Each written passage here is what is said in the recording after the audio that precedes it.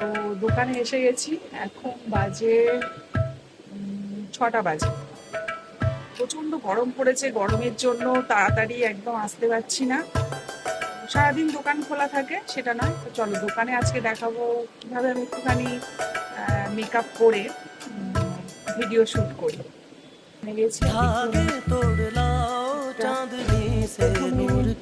Step যদি আমার ভুল হয় তো সেটা প্লিজ ইগনোর করো, কারণ প্রফেশনাল ভাবে আমি কিছুই পারি না, মানে মেকআপ করতে পারি না প্রফেশনাল ভাবে। লাগিয়ে নিলাম কনসিলার, কনসিলার দিয়ে জাস্ট